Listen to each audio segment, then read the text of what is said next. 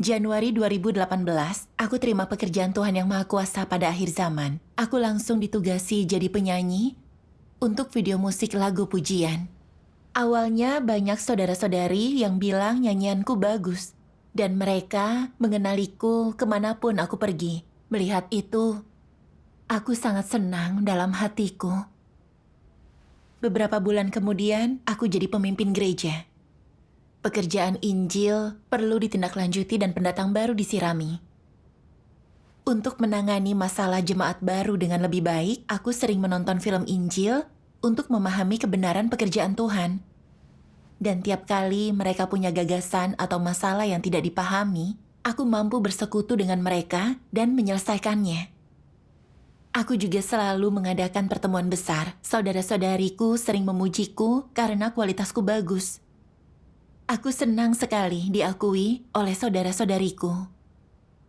Namun, aku tidak terlalu berhasil dalam pekerjaan Injil. Setiap kali pemimpin menyelidiki keefektifan pekerjaan Injil, hasil gerejaku selalu yang terburuk. Lalu saudari Kathy dipindahkan kemari untuk menginjil. Kulihat saudari Kathy cepat beradaptasi dengan pekerjaannya. Dia mampu bersekutu dan menyelesaikan masalah orang saat mereka bertugas. Dia juga aktif bersekutu saat pertemuan. Aku seharusnya senang karena saudari Kathy sangat bertanggung jawab. Tapi entah mengapa, aku tidak suka dia. Tiap kali saudari Kathy sedang bersekutu, aku bahkan tidak ingin melihatnya. Terutama saat mereka bilang, dia sangat cakap hingga ingin memilihnya jadi diaken penginjilan. Aku makin tidak nyaman. Kupikir, sebelum kau datang, saudara-saudari memujiku karena kualitas dan pemahamanku yang bagus. Mereka semua juga menghormatiku. Tapi kini, mereka pikir kaulah yang terbaik dan menghormatimu. Lalu siapa yang akan menghormatiku? Sejak itu, aku iri terhadap saudari Kathy. Dan cemas dia akan merebut posisiku di hati saudara-saudari. Lalu, saudari Kathy sering telepon menanyakan keadaan jemaat baru, dan mereka pun meminta solusi padanya. Ada saudari yang kusirami kesulitan dalam pekerjaan Injil dan meminta pendapatku. Setelah bersekutu denganku, dia menemui saudari Kathy. Saat tahu dia menemui saudari Kathy, aku jadi sedih. Kupikir, mungkin dia tidak menganggap serius saranku. Merasa saudari Kathy lebih baik daripada aku dan tidak akan menghormatiku lagi. Dalam kesedihanku, aku berpikir, karena kinerjaku sangat buruk, aku harus mengatasi kekuranganku agar tidak lebih buruk dari saudari Kathy. Dan jika saudara-saudari punya masalah, mereka akan menemuiku, bukan dia. Beberapa hari kemudian, kulihat tiap hari saudari Kathy telat makan malam karena sibuk bertugas. Dan kadang dia bekerja sepanjang malam. Jadi aku berusaha bergadang demi tugasku, agar saudara-saudari melihat bahwa aku juga bertanggung jawab. Aku juga sama. Begitu merasa iri, aku mulai bersaing dengan orang. Iya. Lalu, ada pemilihan untuk diaken penginjilan. Sebenarnya saudari Kathy, kandidat terbaik untuk tugas ini. Tapi, aku tidak mau memilihnya. Kupikir, jika dia memiliki kedudukan di gereja, mungkin lambat laun perhatian semua orang beralih kepadanya, dan mereka akan berpikir dia lebih cakap dariku. Namun mengingat para pemimpin tidak sanggup melakukan pekerjaan sendiri dan butuh diaken untuk membantu mereka, aku bertanya-tanya apakah harus memilih saudari Kathy. Jika aku memilihnya, saudara-saudari pasti akan mengelilingi dia dan meninggalkanku. Namun harus kuakui, kualitas saudari Kathy bagus dan dia mampu menangani pekerjaan diaken penginjilan. Kupertimbangkan itu untuk waktu lama. Akhirnya kupilih dia meski aku merasa enggan. Gereja pernah mencari saudara-saudari yang pandai berbahasa Filipina dan Inggris untuk rekaman video musik. Bahasa Filipina dan Inggris saudari Kathy bagus. Dan akhirnya saudara-saudari memilih dia. Aku sangat frustrasi. Kupikir, bahasa Filipina dan Inggrisku juga bagus. Mengapa bukan aku yang mereka pilih? Aku sangat iri dengannya. dan batinku merasakan kebencian. Waktu itu, karena watak saudari Katie agak congkak, pemimpin kami menyelidiki cara dia menjalankan tugasnya dan mereka meminta evaluasi dariku tentang dia. Aku senang sekali.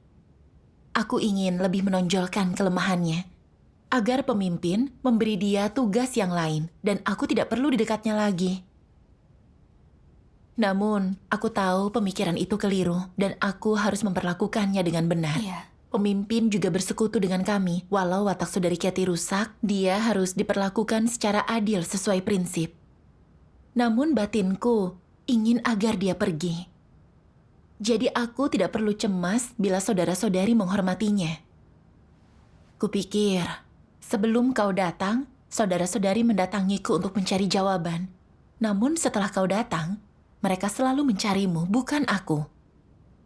Memikirkannya membuatku sedih dan sengsara. Bahkan selama bertugas bersama, aku enggan melihatnya. Hatiku benar-benar sudah dikuasai oleh rasa iri.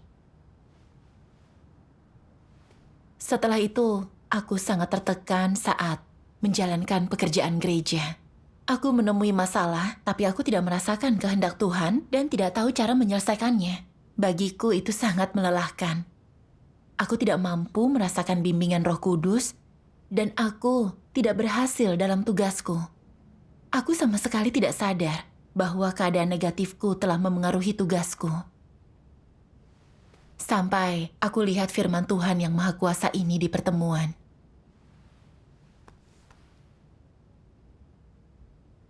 Menjadi pemimpin ialah belajar menyelesaikan masalah dengan kebenaran dan membina orang bertalenta, dan engkau tidak boleh iri atau menekan mereka. Jadi engkau akan lebih mudah melakukan pekerjaan dengan baik jika engkau dapat membina beberapa orang yang mengejar kebenaran untuk bekerja sama denganmu dalam semua pekerjaan dan memiliki kesaksian pengalaman, maka engkau pantas menjadi pemimpin.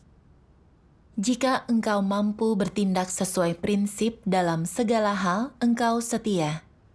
Beberapa orang selalu takut diungguli, dikalahkan, dan diabaikan, sedangkan orang lain akan dihargai. Ini membuat mereka menyerang orang lain. Bukankah ini rasa iri hati? Bukankah ini hina, egoistis? Watak macam apa ini? Ini watak jahat. Hanya memikirkan kepentingan sendiri, memuaskan keinginan sendiri, tidak memperhatikan orang lain, ataupun kepentingan gereja. Mereka berwatak buruk dan tidak dikasihi oleh Tuhan. Jika mengindahkan kehendak Tuhan, engkau akan adil pada orang lain.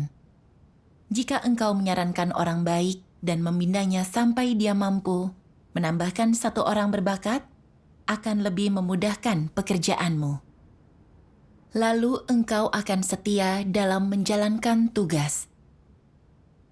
Ini perbuatan baik di hadapan Tuhan. Ini nurani dan akal dasar yang harus dimiliki pemimpin. Amin. Amin.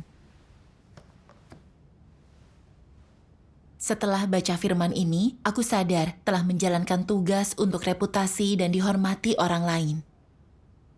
Saat saudari Katie ke gereja, dia mampu mempersekutukan kebenaran dan memecahkan masalah. Dan saat orang mencari dia untuk bersekutu, aku takut dia akan menggantikanku. Jadi aku iri dan selalu bersaing dengannya. Aku ingin menunjukkan aku memahami kebenaran dan mampu memecahkan masalah agar saudara-saudari menghormatiku. Saat gereja memilih diaken penginjilan, aku tahu saudari Katie mampu melakukannya. Tapi takutnya dia mencuri kemuliaanku, jadi aku enggan memilihnya dan aku membencinya. Aku bahkan memiliki niat jahat untuk mencari kekurangannya. Aku senang saat dia memperlihatkan kerusakan. Dan aku ingin menjelekkan evaluasinya agar dia dipindahkan, agar saudara-saudari dapat melihat kelebihanku.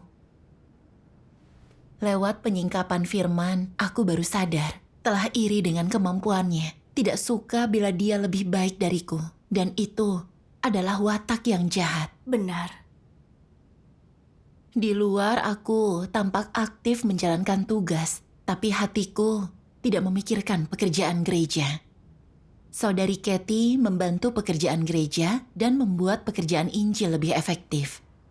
Namun, aku hanya memikirkan cara menjadi lebih baik darinya. Tuhan memeriksa sikap kita terhadap tugas kita. Kulaksanakan tugasku tanpa takut akan Tuhan dan hanya mengejar ketenaran. Perilaku ini membuat Tuhan muak. Iya. Lalu, aku membaca firman yang lain.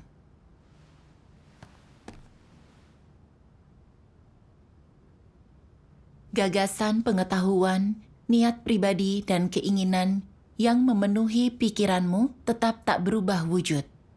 Jadi begitu berkaitan dengan kedudukan, gengsi, atau reputasi, saat orang mendengar gereja berencana membina orang, hati semua orang akan berharap. Kalian selalu ingin dikenal dan diakui. Kalian akan memperjuangkan reputasi orang dengan sedikit nalar, malu untuk bersaing. Tapi mereka merasa tak enak jika tak melakukannya. Saat ada orang yang menonjol, engkau iri, benci, dan merasa tak adil. Mengapa aku tidak bisa unggul? Mengapa orang lain yang selalu tenar, tapi aku tidak pernah? Lalu mereka sedikit membenci dan mencoba menekan perasaan itu, tapi tak bisa. Mereka berdoa dan merasa lebih baik, tapi saat ada masalah serupa, mereka tak mampu mengatasinya. Bukankah ini tingkat pertumbuhan yang tidak dewasa? Iya. Bukankah jatuh dalam keadaan seperti itu adalah perangkap? Ini belenggu natur rusak iblis yang mengikat manusia. Amin. Amin. Firman Tuhan menyingkapkan keadaanku. Aku iri dengan saudariku karena aku berhasrat mengejar ketenaran dan status, serta ingin menonjol dan mendapat tempat di hati orang. Aku ingat saat kuliah, agar dipuji dan dikagumi orang, aku bersaing dengan teman sekelasku. Asalkan bisa menonjol, bukan masalah jika kami saling menyakiti. Setelah beriman, aku pun mengejar dengan cara serupa di gereja. Saat tahu saudari Kathy lebih unggul, aku ingin melampaui dia, bahkan membencinya. Karena aku ingin lebih diakui oleh orang-orang, dan sangat ingin dikagumi serta dipuja. Itu memperlihatkan betapa congkaknya diriku. Benar. Aku juga sadar sedang mengejar reputasi dan status. Karena itu, aku tidak mampu bertugas dengan baik, tidak mampu mendapatkan pekerjaan Roh Kudus, dan merasa pikiranku makin sempit. Seperti dalam firman, ini belenggu natur rusak iblis yang mengikat manusia. Iya. Aku teringat ayat di Alkitab. Iri hati membusukkan tulang. Ayat itu benar. Iri hati itu pengungkapan watak iblis dan bisa membuat orang membenci, bahkan melakukan hal yang irasional. Benar. Kemudian, aku melihat firman lain yang membantuku memahami konsekuensi mengejar reputasi dan status. Mari kita lihat videonya.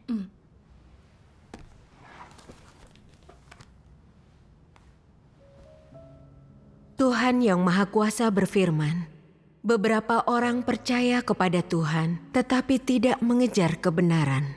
Mereka selalu hidup menurut daging, selalu melekat pada kesenangan duniawi, selalu memuaskan keinginan egois mereka sendiri. Seberapapun lamanya orang semacam itu percaya kepada Tuhan, mereka tidak akan pernah masuk ke dalam kenyataan kebenaran. Inilah tanda mempermalukan Tuhan. Engkau berkata, "Aku belum melakukan apapun. Bagaimana aku bisa mempermalukan Tuhan?" Semua gagasan dan pemikiranmu jahat.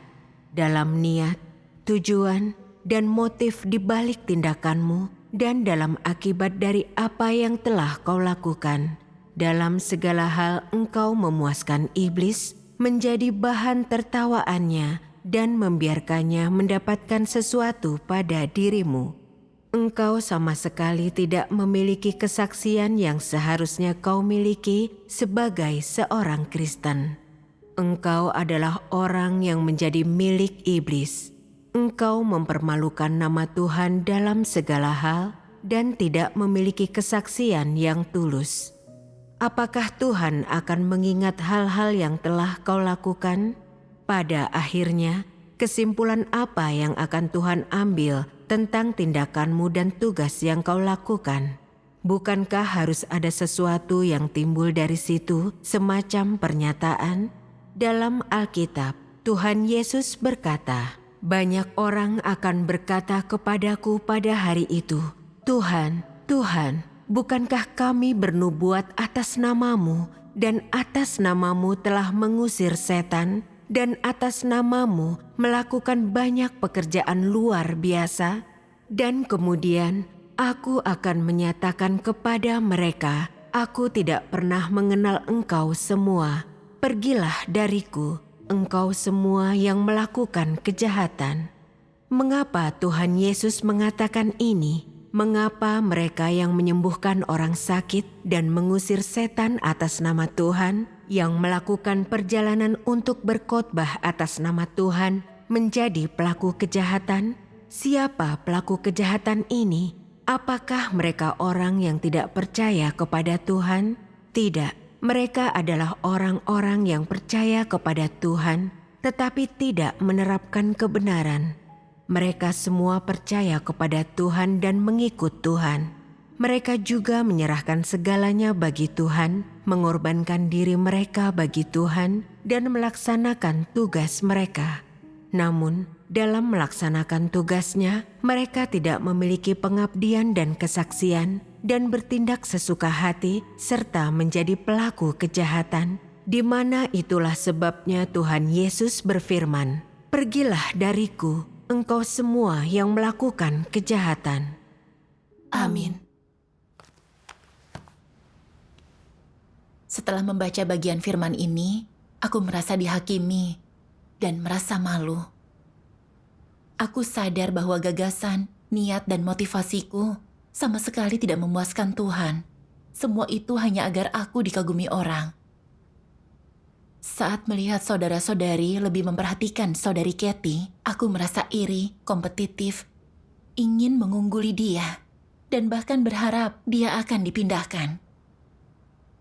Aku sadar sebagai pemimpin gereja, aku tidak fokus membina orang untuk pekerjaan gereja. Mengabaikan tugasku, jalanku keliru. Aku merasa iri dan mengejar ketenaran serta status. Aku seperti para pelaku kejahatan yang dihukum Tuhan Yesus. Meski menderita dan bekerja, mereka tidak setia dan bersaksi tentang Tuhan. Dan berusaha mempertahankan status serta ingin dihormati orang. Aku juga sama. Aku mengorbankan diri untuk dipuji oleh saudara-saudari, serta menjaga reputasi dan statusku. Sementara aku sibuk pamer, niatku dalam tugasku tidak lagi benar, yang membuatku tidak mungkin mendapat pekerjaan Roh Kudus. Tidak ada terang di persekutuanku dan aku tidak mampu memberi solusi. Iri hati benar-benar hal yang jahat, dan itu dibenci oleh Tuhan. Benar. Tuhan Yesus berfirman, banyak orang akan berkata kepadaku di hari itu, "Tuhan, Tuhan, bukankah demi namamu kami telah bernubuat, mengusir setan dan melakukan banyak pekerjaan ajaib?" Lalu aku akan bilang, "Aku tidak pernah mengenalmu. Pergilah daripadaku, pelaku kejahatan." Tuhan sungguh membenci orang yang hanya terlihat bekerja di luar, tapi sebenarnya itu untuk memuaskan niat dan motif mereka. Tindakan mereka adalah demi keuntungan sendiri, sama sekali bukan untuk bersaksi tentang Tuhan. Ini sebabnya mereka tidak dikenali Tuhan walau telah banyak bekerja. Aku melihat tindakanku juga sama.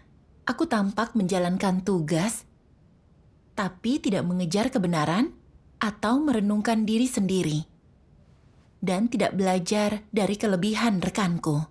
Malah jalanku keliru dalam pengejaran reputasi dan status. Jadi aku sama seperti pelaku kejahatan itu. Ya, percaya kepada Tuhan untuk mengejar ketenaran dan status adalah jalan yang menentang Tuhan. Benar, Sebanyak apapun kita berkorban, Tuhan tak akan menyetujuinya. benar. Aku teringat betapa Paulus banyak berkorban hanya demi mendapat mahkota dan membuat dia dipuja orang. Iya, Dia tidak pernah berusaha mengubah watak rusaknya. Dia bukan bersaksi tentang Tuhan, melainkan tentang dirinya. Pada akhirnya, Tuhan menghukum dia. Jika terus bekerja dengan keegoisanku, aku pasti merugikan dan mengganggu pekerjaan gereja. Secara tidak sadar menjadi pelaku kejahatan seperti Paulus. Dan disingkirkan oleh Tuhan. Begitu menyadari ini, aku berdoa kepada Tuhan. Tuhan yang Maha Kuasa, aku hidup untuk mengejar reputasi dan status. Aku iri terhadap saudariku dan aku bersaing dengannya. Tuhan, aku tidak mau watak rusakku sampai menghalangi tugasku. Aku ingin menyelesaikan watak rusakku dan bekerja bersama saudariku. Tuhan, bimbing aku untuk menyelesaikan masalah ini. amin. Lalu, aku membaca firman lain. Kau bacalah. Baik. Jangan selalu bertindak demi kepentinganmu sendiri. Jangan pikirkan status, harga diri, atau reputasimu, dan juga kepentingan manusia. Pikirkanlah kepentingan gereja, dan jadikan itu prioritasmu. Pertimbangkanlah kehendak Tuhan. Dan renungkan apa engkau murni atau tidak, dan apa engkau setia telah memenuhi tanggung jawabmu, dan mencurahkan seluruh tenagamu, telah memikirkan tugasmu dan pekerjaan gereja dengan tulus.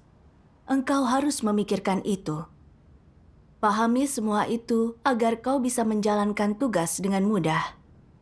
Jika kualitasmu buruk, pengalamanmu dangkal, atau engkau tidak cakap, engkau mungkin berbuat salah saat bekerja dan hasilnya kurang bagus, tapi engkau telah berupaya sebisamu. Dalam segala tindakanmu, engkau tidak memikirkan keinginan egoistismu atau melindungi kepentinganmu, melainkan selalu memikirkan pekerjaan dan kepentingan rumah Tuhan. Meski engkau mungkin tak bertugas dengan baik, hatimu telah lurus jika di atas semua ini engkau dapat mencari kebenaran untuk menyelesaikan masalahmu, maka tugasmu memenuhi standar dan engkau akan mampu masuk ke dalam kenyataan kebenaran. Inilah artinya menjadi kesaksian. Amin. Amin. Firman Tuhan memberiku jalan penerapan. Kita seharusnya tidak melakukan tugas agar dipuji dan dikagumi orang. Kita harus kesampingkan reputasi, memikirkan kepentingan gereja, dan mengutamakan tugas kita. Ini sesuai dengan kehendak Tuhan. Benar. Penginjilan saudari Kathy bagus dan dia bertanggung jawab dalam tugasnya. Seharusnya aku tidak iri dengannya. Seharusnya aku pelajari kelebihannya untuk melengkapi kekuranganku, akur dengannya, dan bertugas bersama dia. Iya. Aku pernah ingin menginjil pada sepupuku, tapi gagasan agamanya sangat dalam. Aku tidak tahu cara bersaksi tentang pekerjaan akhir zaman Tuhan, dan khawatir persekutuanku tak akan jelas. Jadi aku ingin ada saudari yang bekerja bersamaku, dan aku teringat saudari Kathy. Tapi aku bimbang. Kupikir, jika kami bekerja bersama, bukankah itu membuktikan bahwa aku lebih buruk dan tidak mampu selesaikan gagasan agamawi? Jika saudara-saudari tahu, akankah mereka meremehkanku? Jika saudari Kathy menyelesaikan gagasan agamawi sepupuku, saudara-saudariku pasti akan mengaguminya. Saat memikirkan itu, aku sadar bahwa aku bersaing lagi dengannya demi ketenaranku. Jadi aku diam-diam berdoa. Lalu, aku ingat satu firman Tuhan. Belajarlah melepaskan hal-hal ini. Rekomendasikan orang lain dan biarkan mereka menonjol. Saat ada peluang untuk menonjol, jangan bergegas memanfaatkannya. Engkau harus kesampingkan hal-hal ini, tapi jangan menunda tugasmu. Bekerjalah dengan tenang tanpa ingin terlihat dan jangan pamer tapi setialah.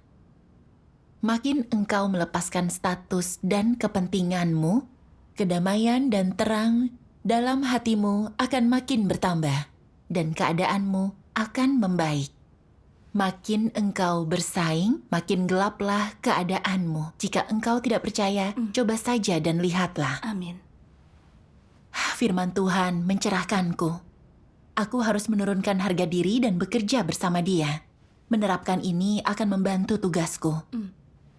Jika aku tetap iri dan bersaing dengannya demi ketenaran, keadaanku akan semakin negatif dan gelap. Karena mengejar ketenaran itu jalan iblis. Benar. Ku berdoa kepada Tuhan. Tuhan yang Maha Kuasa, aku tahu watakku masih rusak. Aku iri terhadap saudariku dan ingin bersaing demi ketenaran. Tapi seharusnya aku mengesampingkan statusku. Bimbinglah aku untuk menerapkan kebenaran demi memuaskanmu. Amin. Setelah berdoa, aku jadi tenang dan menjelaskan situasinya kepada saudari Kathy. Dia langsung setuju. Lalu kami mendiskusikan pendekatannya. Seketika, aku sangat tersentuh. Syukur kepada Tuhan. Aku teringat betapa aku selalu hidup demi reputasiku dan berpura-pura akur dengan saudari Kathy. Tapi dia tidak pernah tahu pemikiran asliku. Jadi, kuputuskan untuk jujur pada saudari Kathy. Setelah makan malam, kami mengobrol dan bersekutu tentang kerusakan yang kusingkapkan. Setelah itu dia berkata, "Tidak apa-apa. Aku sebenarnya lebih rusak daripada dirimu. Persekutuan semacam ini sangat bagus." Setelah jujur, aku juga merasa lega dan bisa melepas rasa iriku terhadapnya. Kini, aku bisa bertugas bersama saudari Kathy dan merasa sangat aman serta bebas. Semua ini adalah hasil penghakiman firman Tuhan. Iya, kita jadi tentram jika menerapkan kebenaran. Benar, syukur kepada Tuhan.